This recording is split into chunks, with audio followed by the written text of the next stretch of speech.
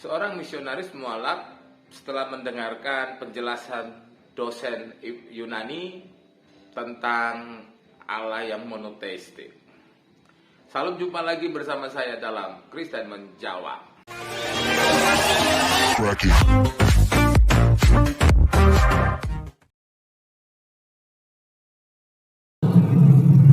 Ada seorang dosen, dan disitulah Allah SWT memperlihatkan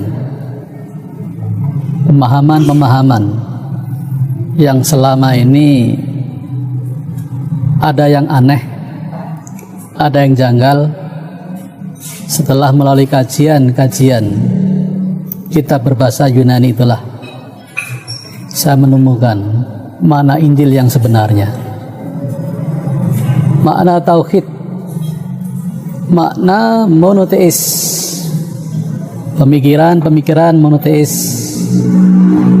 paradigma monoteis yang disampaikan oleh Yesus Kristus,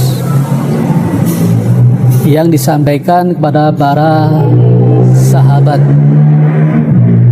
para murid-muridnya, dan para murid-murid ini juga yang akhirnya mengajarkan nilai-nilai monoteis, nilai-nilai ketauhidan itu kepada murid-murid berikutnya. Setelah memahami keberadaan makna-makna Injil itulah, maka saya berpikir untuk sebaiknya berhenti sebagai seorang anggota tim misi. Untuk apa menjelajah sebuah negeri, mengarungi samudera, mendaki gunung, namun akhirnya membuat orang lain celaka. Oleh karena itu, itulah awal niatan saya berhenti sebagai anggota tim misi yang dulu. Apakah syarat menjadi seorang misionaris? Jadi di sini ada sesuatu yang terbalik ya.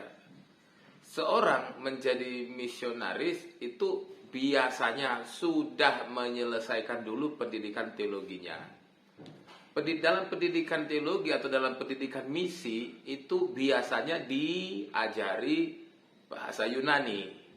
Jadi bukan sesudah jadi misionaris belajar bahasa Yunani. Nah, ini yang ada sesuatu yang terbalik di sana. Jadi ini harus kita pahami. Jadi orang belajar bahasa Yunani dulu baru jadi misionaris. Kalau dia belajar bahasa Yunani dulu baru menjadi misionaris, setelah itu kalau misalnya dia ragu mengenai Allah yang monoteistik, pasti dia tidak jadi misionaris. Jadi bukan setelah dia masuk lalu kemudian dia ragu karena dengar bahasa Yunani. Jadi ada sesuatu yang terbalik di sana. Yang kedua, apakah kekristenan itu bukan agama yang monoteistik? Nah, ini yang sering salah dipahami ya. Dalam kekristenan itu memang kita mengenal Tritunggal. Tetapi Tritunggal itu bukan berarti tiga hal yang berbeda, bukan. Ini yang sering dipahami. Jadi kalau tiga person yang berbeda, maka memang itu bukan monoteistik. Tetapi Tritunggal itu adalah berbicara mengenai satu pribadi yang mempunyai tiga eksistensi. Jadi satu pribadi itu memiliki tiga keberadaan. Ketika dia menjadi Allah, kemudian disebut sebagai Allah Bapa. Lalu Allah itu kemudian yang menjelma menjadi manusia, tetap Allah yang sama.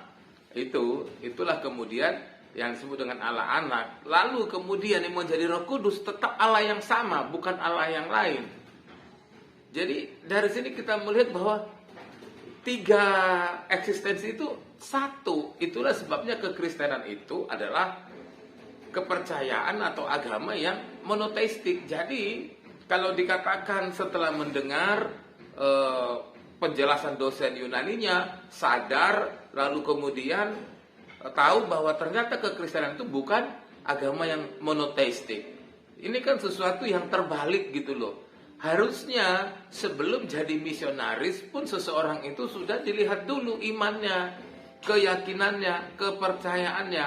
Benarkah dia adalah orang yang sudah sungguh-sungguh mengimani, sungguh-sungguh percaya bahwa Yesus itu Tuhan dan Juru Selamat? Benarkah dia sudah mengerti bahwa sebenarnya konsep Tritunggal itu seperti apa? Kan seperti itu. Jadi lagi-lagi di sini kita melihat ada sesuatu yang kelihatan yang kurang berjalan seperti yang sebenarnya dalam konsep monoteistik dalam kekristenan.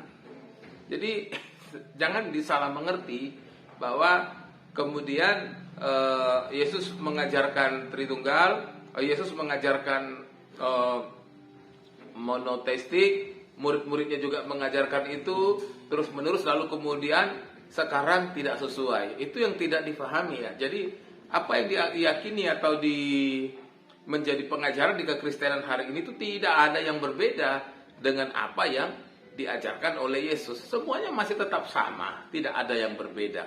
Jadi agama Kristen itu agama yang monoteistik. Salam, Tuhan Yesus memberkati.